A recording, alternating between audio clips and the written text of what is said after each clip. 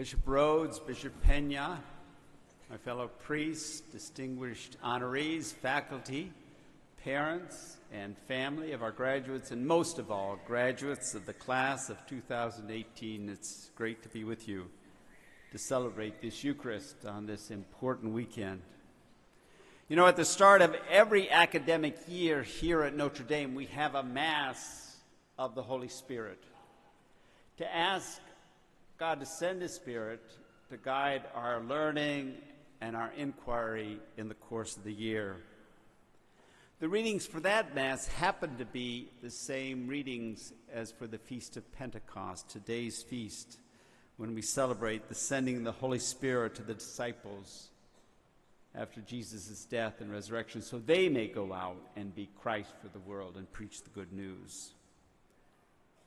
It's appropriate that the readings we use in the opening Mass to ask God's guidance for the year are the same readings we use when we send you graduates out into the world to ask God to guide you and strengthen you and guard you. You know, we talk a lot here at Notre Dame about spirit, and we experience it regularly. We see it at football games, we see it at basketball games, we see it at inter-hall contests, we see it at the Fisher Regatta and Pop Farley Week. We see it in your efforts to put out the Observer every weekday or to put on a hall dance. But we also see it in perhaps less noisy but more profound ways. You know, I think we saw it when many of you came on a cold February day in 2015 to line the road as the body of Father Hesburgh was taken to its final resting place at Holy Cross Cemetery. We saw it too when you undergraduates voted to direct the proceeds from the shirt, the t-shirt you students create and sell each year to help fund the Office of Student Enrichment, an office that supports your fellow students who lack the financial resources that many enjoy. We saw it in the creation of Dunn Hall, which went from a new hall to Men's Hall of the Year this spring. And we saw it too when in a polarized political environment, you found a way to stay together, to support your DACA classmates, to remain in respectful conversations. And you may also have experienced that spirit in less public but no less profound ways. Perhaps in a moment with a genuine friend when you were open and vulnerable and you found yourself accepted, embraced, and supported. Or on that late night at the grotto with 100 candles flickering for 100 prayers in which you added yours and found comfort and hope.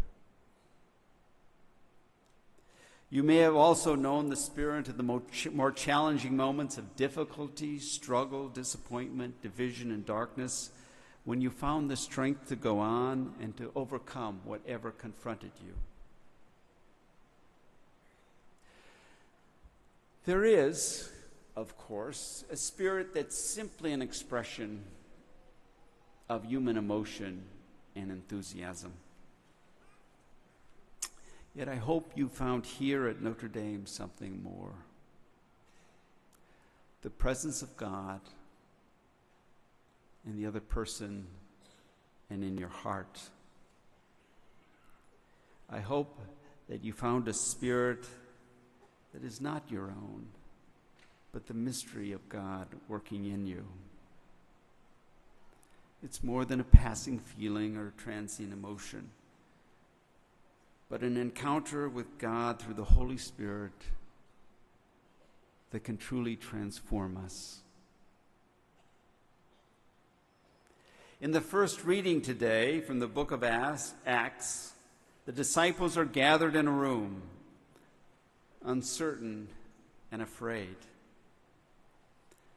The Holy Spirit comes to them, expressed in tongues of fire that burn over their heads.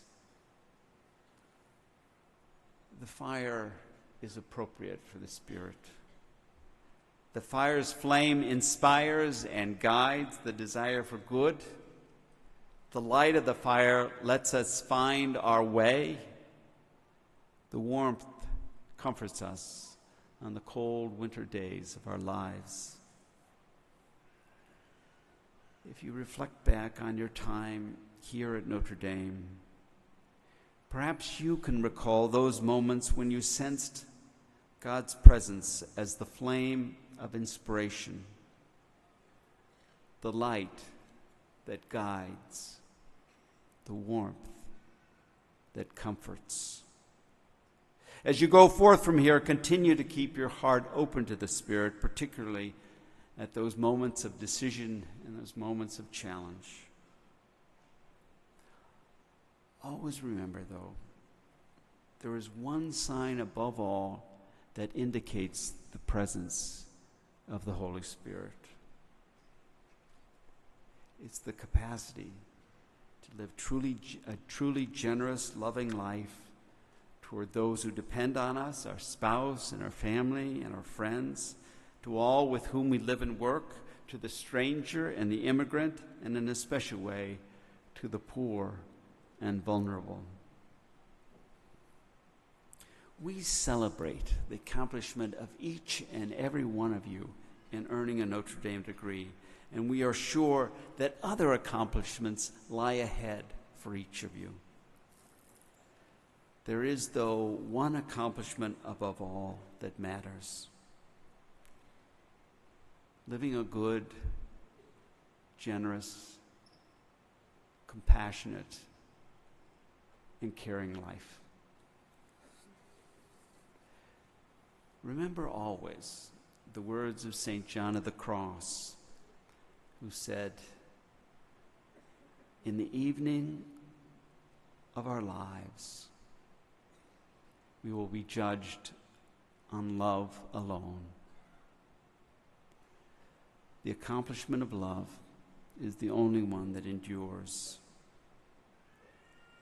After receiving the Holy Spirit, the disciples are scattered throughout the world and brought the gifts they had to preach the good news. In a similar way, you, the graduates of 2018, will go out from here to all parts of the world and bring your gifts that you have developed here at Notre Dame. May the Holy Spirit always inspire you, illumine and comfort you in your lives, and draw you on to do the good to which God has called you with the particular gifts that you have. You will always be in our prayers at Notre Dame.